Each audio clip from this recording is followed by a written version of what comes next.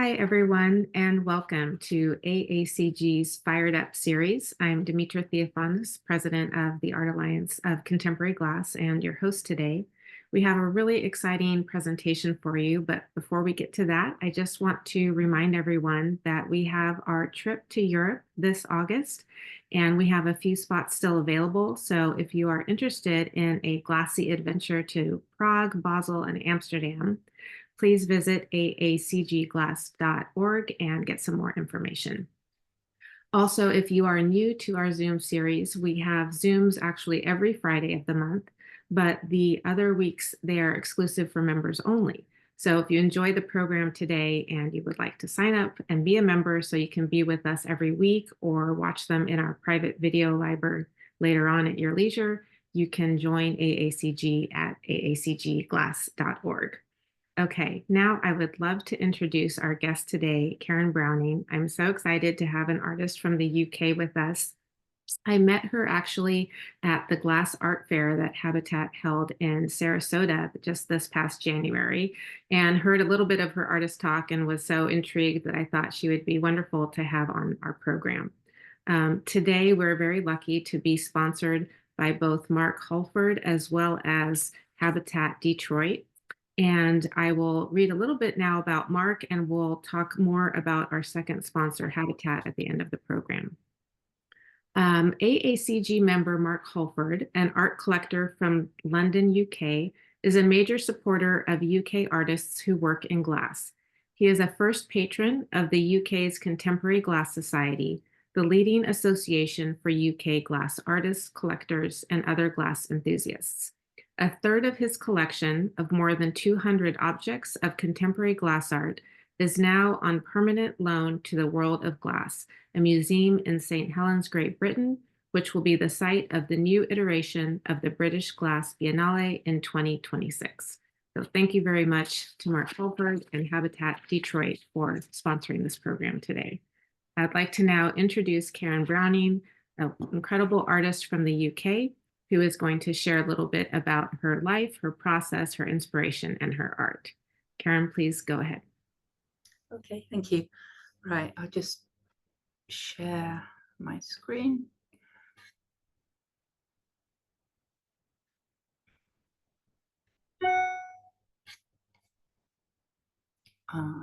What have we got going on here?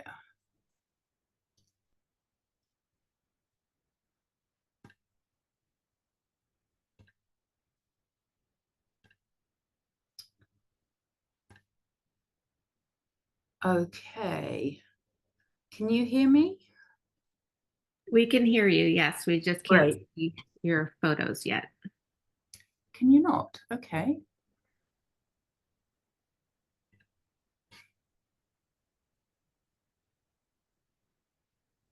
So I stop sharing a moment and then I'll reshare. Okay.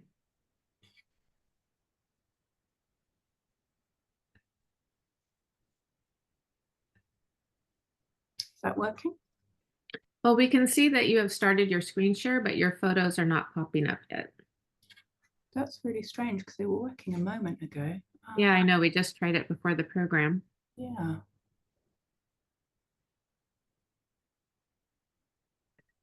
I see a message on the screen that says double click to enter full screen mode. I don't know if you need to click anything on your end. That's exit full screen. And that's entered. Is that working now? Well, now it's too zoomed in for us.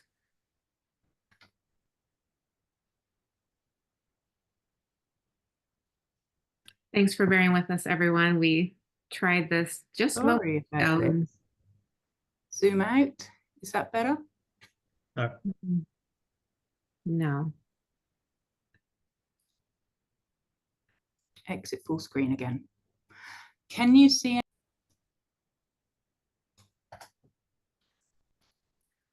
Right. Well, thank you to the AACG for inviting me to talk to you today. Yeah, I was very honored when Dimitra asked me to do this. And thank you to Mark Holford and everybody at Habitat for sponsoring this talk. So this is me. I grew up on a farm in Dorset. It was about 1,000 acres, dairy, beef and arable. On the farm were my grandparents, my uncle, aunt, cousins, my parents, my two sisters, the tractor driver and his family, and the dairyman and his family. So it was a little village, a lot of us all a long way up a track off of the main road. And so it was a very idyllic childhood, really, growing up, yeah, just with space and freedom. Right. Oh, no, come on. Right. So yeah, these were some of our beef cattle. And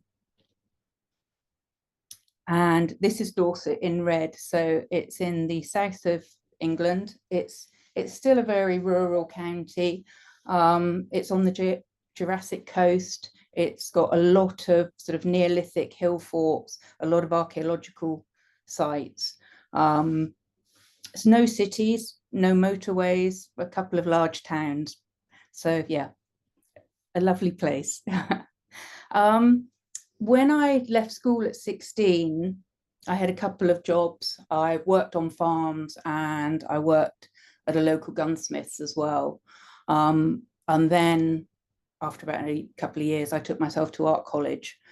And I was doing a lot of sort of set design. It was spatial design was what I studied. So 3-dimensional design, but very much more sort of architectural and stage set side. I then went, because that was an HND, I then went to study architecture at Oxford Brookes. And there my projects, they weren't buildings really, they were sort of lack of buildings. These are some sketches we had to design a factory out at Gallions Reach in East London, and it was very sort of derelict site back then. And my factory was a spark machine.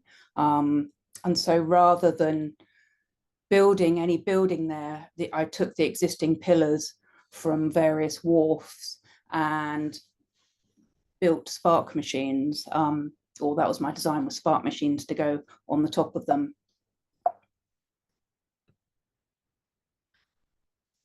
Once I finished my architecture degree, I worked for a couple of years in photographers and again on farms, and then went and did a master's in site-specific sculpture because I felt I didn't want to be an architect. Sculpture was more where my leanings were.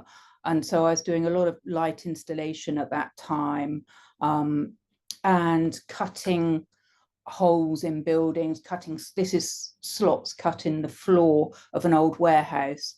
So this is below, and the roof that you see in this shot is actually the floor of this room here. And so I just sort of tapped out the tongue and groove in the floor and flooded the space down below with halogen lighting, which came up through.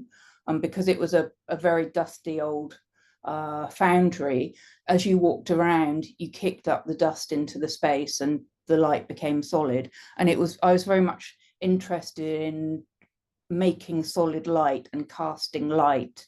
And then at the same time, I went out to Skokie in Poland on an exchange with the Royal Academy out there.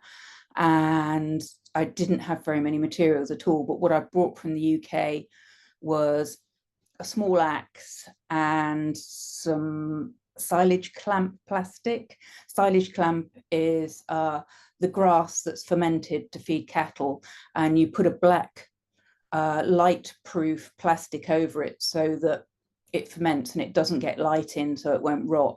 And so I used this plastic pegged out on the grass to stop photosynthesis. So I was rather than using light, I was using the lack of light to create the artworks. I'm going back to architecture. This is something I actually did design a building, not that got built, obviously, but it was one of my projects, and I did design a building. The project was to design a lab for a scientist, and so I chose a genetic scientist that was working on fruit, and the curved line you see through around the center of the building, I designed that as a glass wall or glass panels, floor to ceiling, that was cast with fruit shake, so you put the fruit into it. I didn't know how to make glass. I didn't know how to go about that. And I left the architecture course and went and did the masters at Wimbledon in site-specific sculpture, and sort of forgot about this for a while. And then a few years down the line, I was thinking about it again. I really want to know how to cast glass, how to make a glass column. And so I then signed up for the Masters in Glass at Swansea. At that time, it was very much a stained glass course, but down in the basement, there was one huge old kiln that nobody really knew how to use, and I'd never used a kiln before. So I sort of shut myself down there for 2 years and sort of taught myself to cast. And these were the first 3 casts I made. They're about 20 inches wide and about 10 inches high, each one of these 3 pieces. So as a first cast, they are actually quite big pieces, but I had no idea at the time. To me, they seemed quite small because I was wanting to make a whole column. And so these were small sections. Once I left Swansea, when the day I was leaving, I saw there was a CGS, the Contemporary Glass Society, newsletter on the side. I hadn't heard of them before, and I picked it up and flipped through it. And Colin Reid was advertising. There was an article on him, and he was advertising for the post of studio assistant. And I was like, oh, great, he casts, right. I want to go and work for him. And luckily I got the job. And these are the first pieces that I cast at Collins. And with them, I was sort of thinking of architectural models. They're very blocky, very simple forms. But I've still got these pieces. I really like them. After a while, I started working on my Black Mirror series. So today's talk is sort of split into parts. I'll talk about my Black Mirrors, the Misspent Youth, which is the bullet holes, and my neon works, and a collaborative piece that I did with British glass artist John Lewis last year. So starting with the Black Mirrors.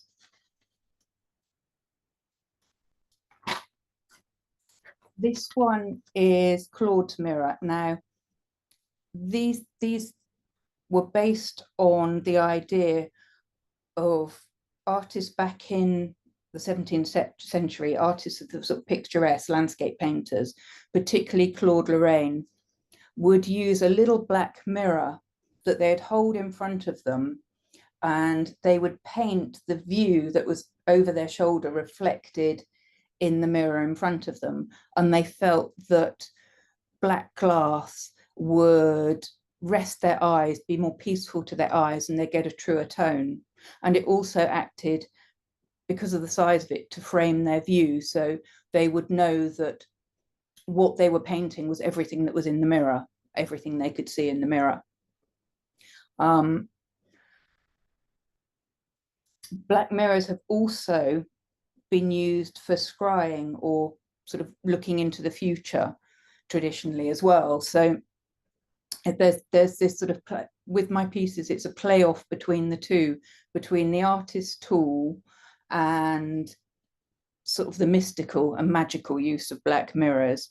And this piece also with the cracks looked in is playing again with mirrors, and breaking a mirror is supposed to bring 7 years bad luck. But I was thinking, if I fixed them and gilded them, surely that makes it good luck. Yeah.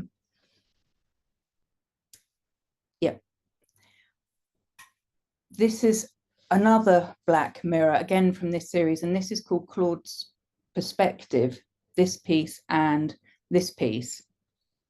And so with these ones, I'm thinking purely about black mirrors as artist tools and using them, and also another artist tool, perspective lines. So I'm playing with 2D and 3D. So this is very flat. It's about, the depth of it is about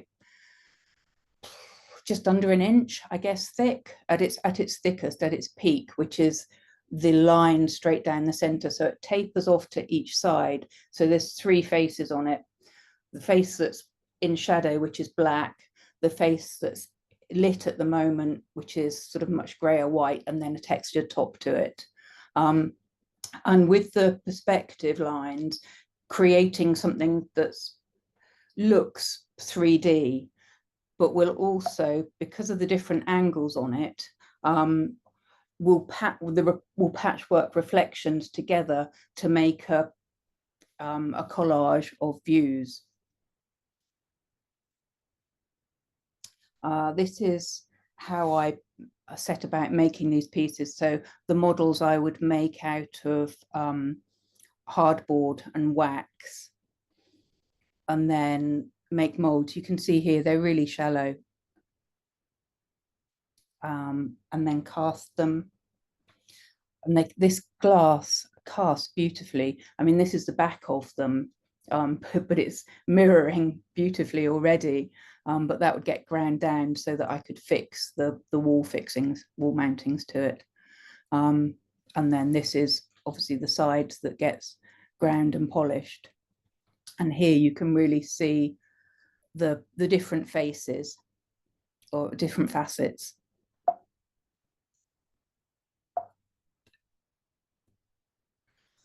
This is how I polish these on the reciprolaps up at Collins. So you work your way through the grades. First of all, when it comes out of the kiln, work it on a flatbed at a much coarser grit, and then it comes down onto the reciprolaps and sits there vibrating through the grit, and then onto cerium for the polish. This is this is steaming out another one, a mold from the Black Mirror series. This is part of a piece called Double Trouble that went out to the Liuli Museum in Shanghai back in 2019 for a large exhibition out there. And then this is the piece. So this one whole piece made up of 2 parts. Again, Double Trouble, playing on breaking a mirror and fixing it, and Double Trouble, 2 mirrors, and hopefully fixing the bad luck. These are sketches. Again, I was thinking about 2D, 3D, going back to the Claude's Perspective pieces, which again, playing with 2D and 3D. And so I started thinking about how could I make these vessels. So again, this is very flat. This is, again, probably at its thickest, just over an inch thick, this one. This is quite a tall piece. It's 67 centimeters high at its tallest, and it's a wall mounted piece. And that's the mold for the pair that goes with it. And then there they are. So they were shown on the wall at Museum in the Park. And as you walked in the space there at the far end of the room, and it was really hard at times to sort of work out whether they were sort of on a plinth and they were 3D, or whether they were flat on the wall and 2D. And sort of the reflections on the polished mirror face really emphasized that. And then this is from the same series. These 2 are called Place 1 and Place 2. And then this was Hold. And so this is a plinth based piece. So this is fully 3D, you're holding it in your hand, but again, it looks 2D. So it's playing with sort of perceptions of glass.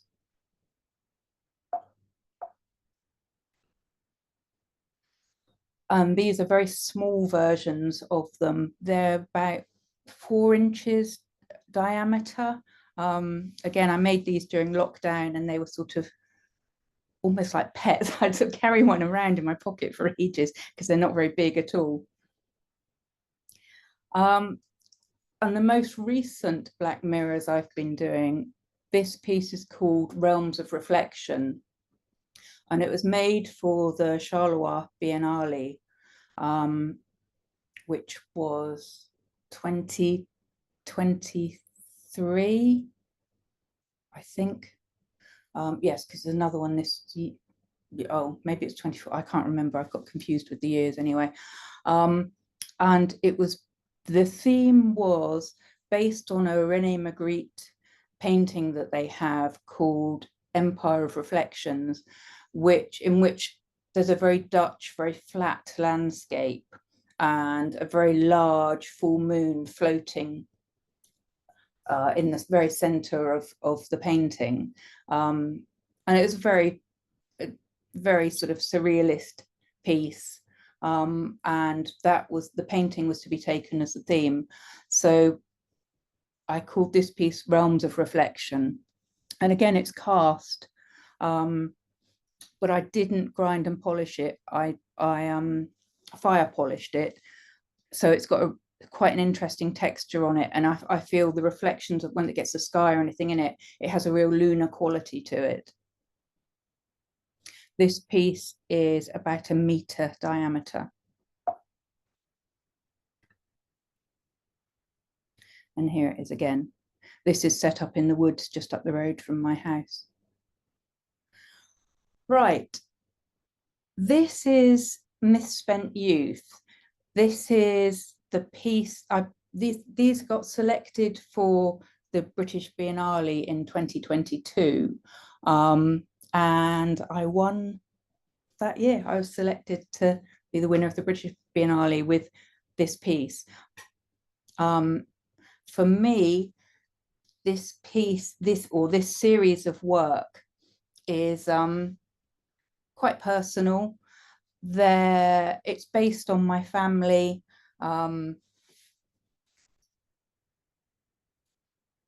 There I am.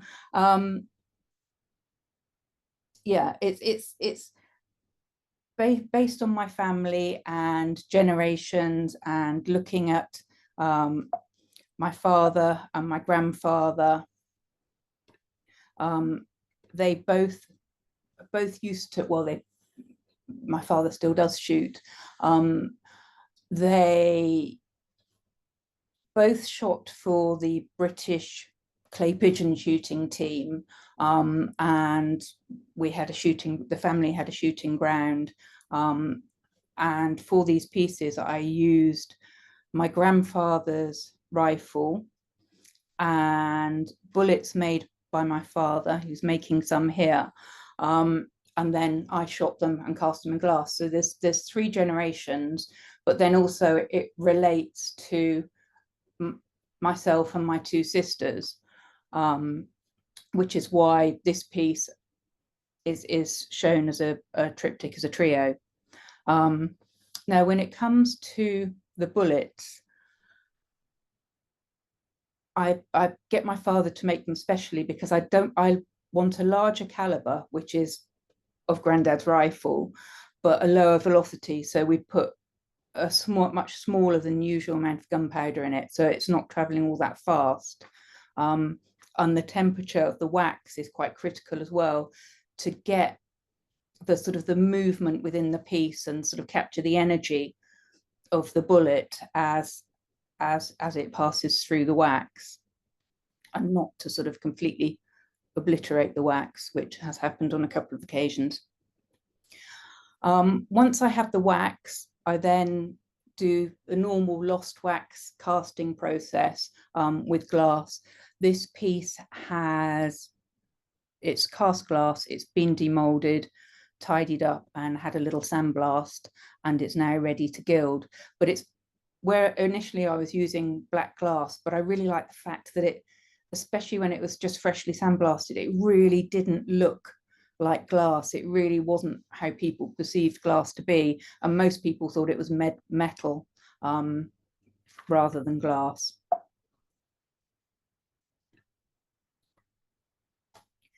And this is another trio from that series. The one in the center is the one of the wax that we were looking at earlier on.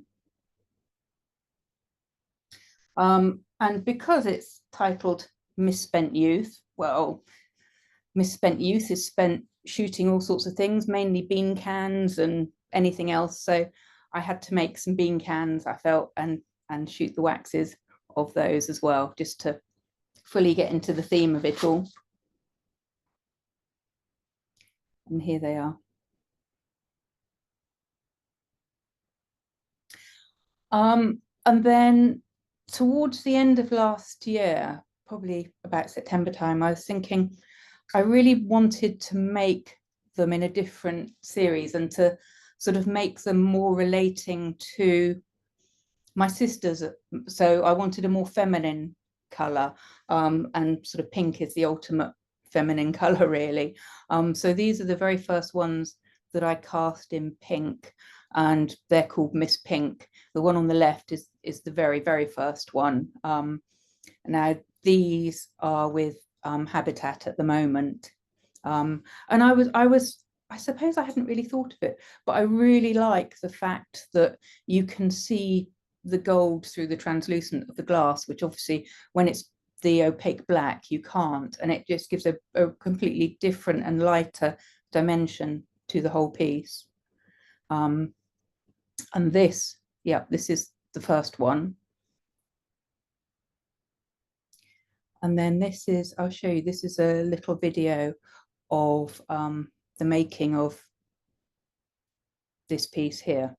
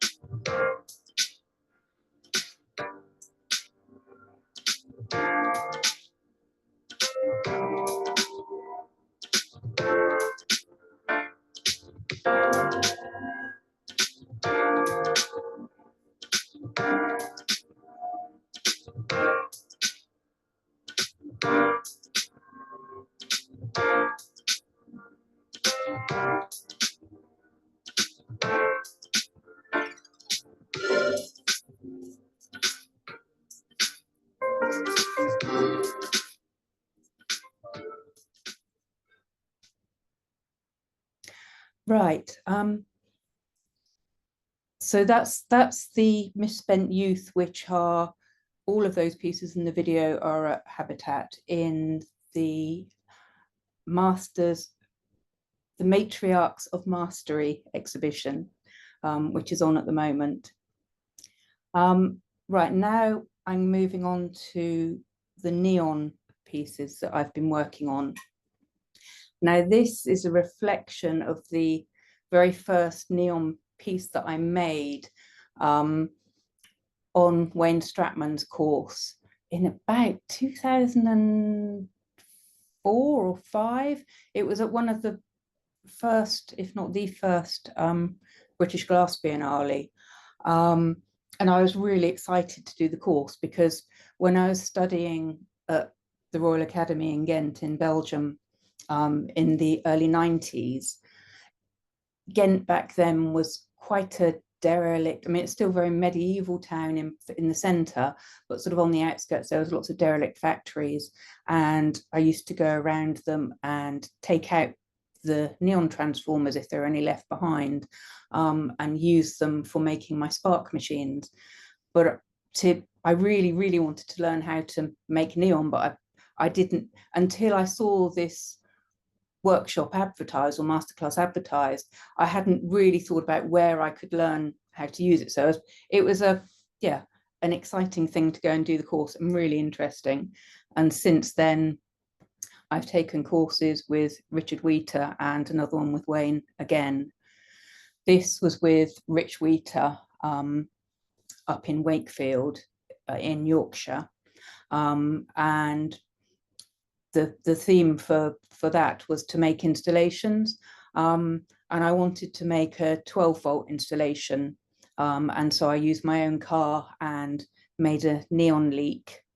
And this is the neon being aged. So once the tube has been bent and bombarded and filled with gas, vacuumed and filled with gas, it's then aged. But once it's all finished, you plug it in and put a high voltage through it to age the neon so that it comes to its sort of strong color strength. And at that point, I was thinking, neon is such an urban material. You sort of think of it in sort of dystopian films, apocalyptical films, that sort of thing. And I thought, well, I live really rurally. How can I depict neon in a rural way? How can I use it as a more rural medium? And I put him to the Arts Council for some developing your practice, creative practice grant, and they awarded me that. And so this next series of work came from it. This is called Fiddleford Mill, and this was the first piece I made during that development stage. And Fiddleford Mill is a mill pond that's not far from me on the River Stour. And I was looking at the reed beds and sort of the bogginess of it and everything. And this is the first piece I made. And this is, Colin actually has this piece now. It was also selected for the British Glass Biennale the same year as Misspent Youth. So I had two very different pieces in that exhibition. And from that came this piece. This is about 3 meters wide and about 1 meter high. And this is called Blackmore Vale. This was commissioned by a guy who lived on the opposite side of the hill from the farm that I grew up on. So I knew the form of the hills really well. The landscape was very familiar. And we were talking about that. And so based the piece on Hambledon Hill and the location locally. So you've got sort of the hedgerows in the frit and then the hills in the neon. These are made up of tiles of glass, which I build up.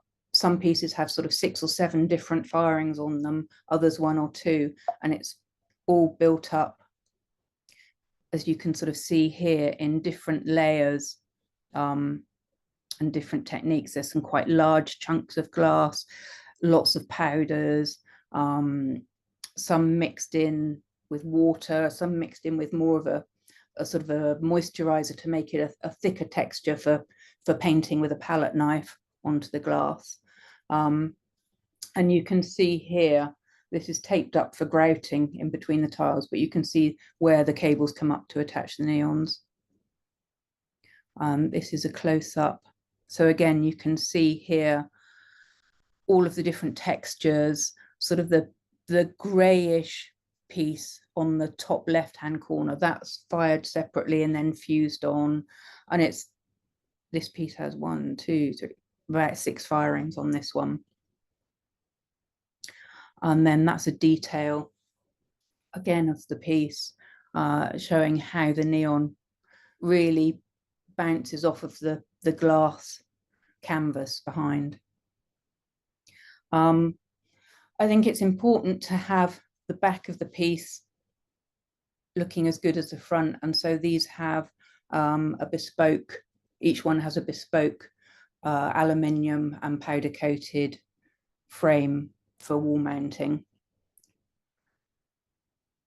And then you can see these are the hooks, and it slots up onto it. That's it being installed. And that's it in situ.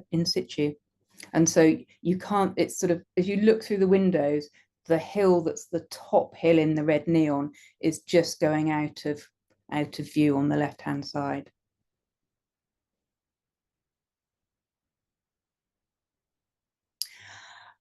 Now this led to Northlands. Northlands saw, or the director of Northlands saw the Fiddlefoot Mill piece at the Biennale and offered me a residency for 10 days to go up there and study the landscape, to make some work for Collect the following year.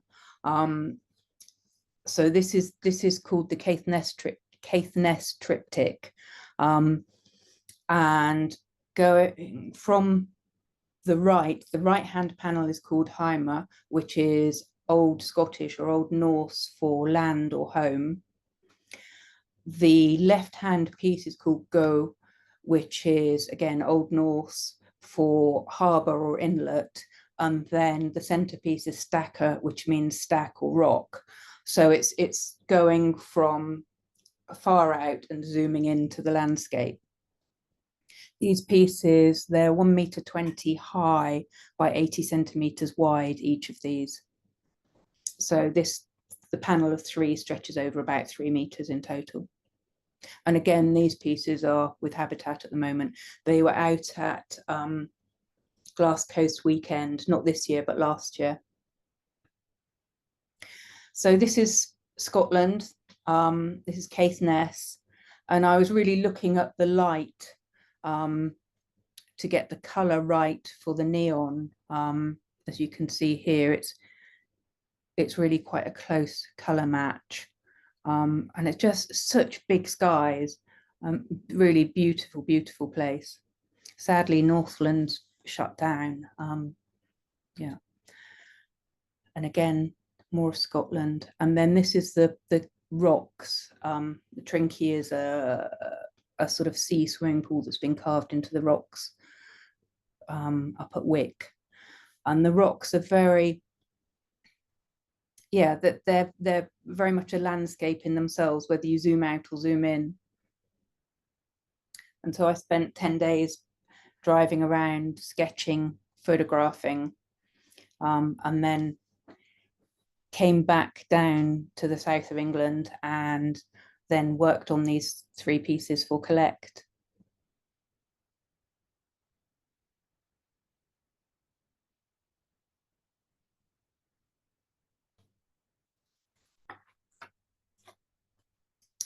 Right, now this was for Collect last year. It's a collaboration with glass artist John Lewis, who lives in the southeast of England, in Kent. No, Essex, sorry, oops. And this was such a fun project. It's a Bang & Olufsen television, and John, here is John with the screen from a Bang & Olufsen television that he's about to break up. John's been working with television glass, the screen glass, for quite a few years, and we'd previously worked on a collaborative piece before and decided we'd do something big for Collect, and sort of talking about both our practices, what glass we used, and we came up with using the idea of, rather than just the glass from the screen, the whole television, every single bit. And we were talking about how would we represent that, and we were sort of thinking of ice cores and geological cores, and sort of how prehistoric times, sort of the rubbish dumps, the middens, were mainly full of organic matter, basic metals, bit of glass, bit of ceramics, but mostly organic. And then along came the invention of plastics, which then left their own indelible trace in geological layers in the landscape, and into the Anthropocene we go. We were also thinking about planned obsolescence, the deliberate shortening of products' lifespans, discarding prematurely to buy a newer version of things, so psychological obsolescence. And so we were looking at old CRT, cathode ray tube televisions, particularly BioVision 1, because we really liked Bang & Olufsen televisions. They were such great designs. They're really iconic designs, really well built and built to last, and yet they weren't last. They were being discarded, even though they still worked, for sort of newer models, newer technologies. So we really wanted to just take one of these and show exactly what materials were in it. So this is a quick little video of us dismantling a television, and this is the TV that we used to make Midden. We really took it totally to pieces. The circuit boards, we broke bits off of them. We got the wires, we stripped the copper out of them, we stripped the steel out of them. The plastics we separated into various different sorts of plastics.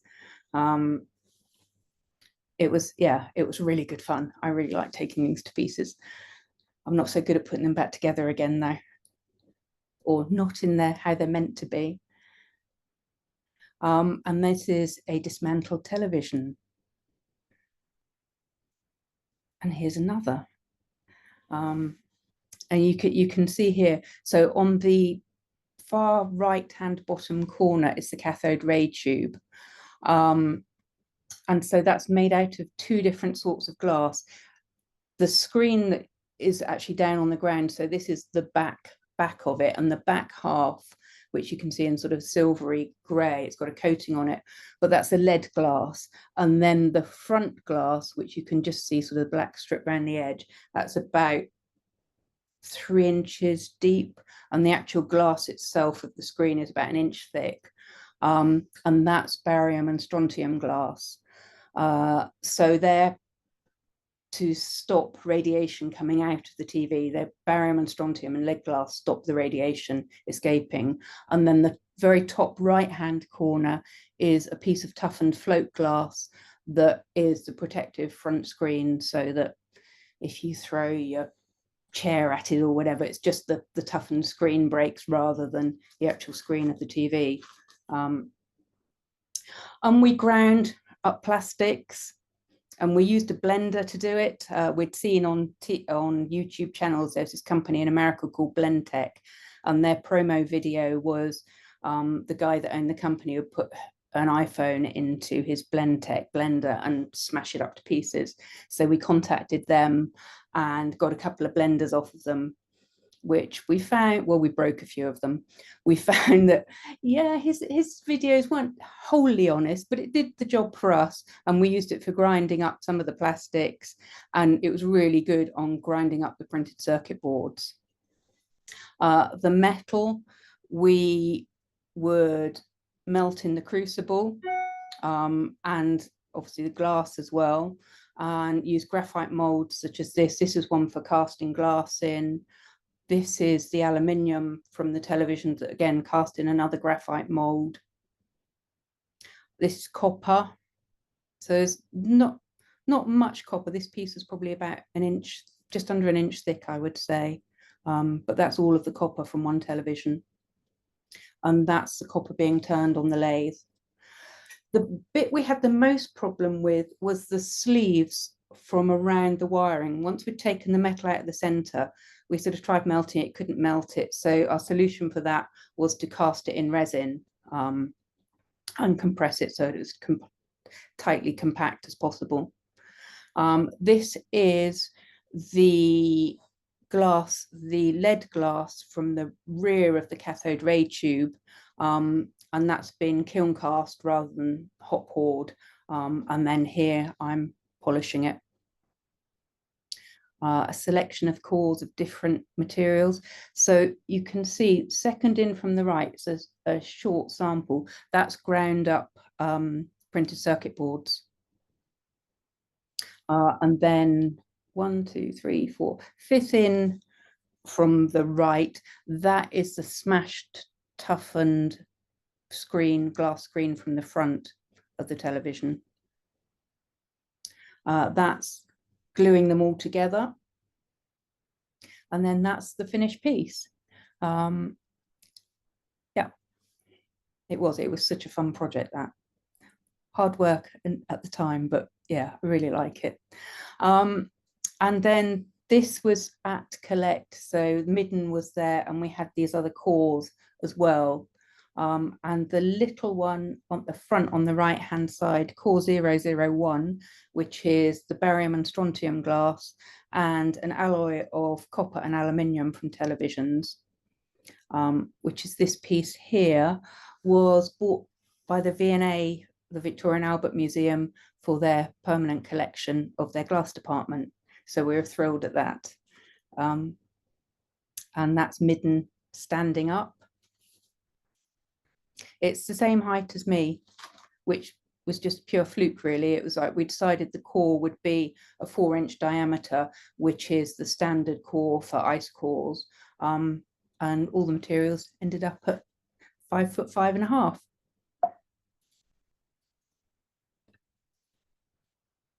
And yes, that's it. Thank you very much to Mark and to Habitat again, and to AACG for asking me to talk. Thank you so much, Karen. That was such an interesting talk, and really appreciate you sharing that with our group. I also want to thank Mark Holford and Habitat Detroit for sponsoring this presentation. Habitat is located just outside of Detroit in Royal Oak, Michigan. They were formed in 1971 and are the largest glass gallery that I know of actually in the world. So right now they have a Matriarchs of Mastery exhibit, which Karen mentioned she is in. It features 20 women visionary artists and really exceptional work from artists like Nancy Callan, Sybil Peretti, Marlena Rose, April Sergent. So I really suggest you either get out there to see that before it closes in the next week or two, or you can visit it online. And I also want to mention their upcoming Glass 53, which is the largest annual art glass exhibition featuring breathtaking works from artists around the globe. They have a special VIP programming May 1st through the 3rd.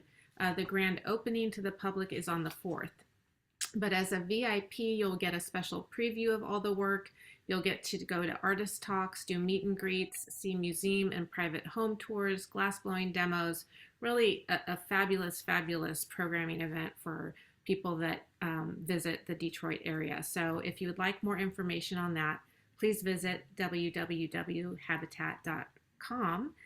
Or you can reach out to Aaron Shea, who's on our program today, and he can pop his name in the chat to say hello.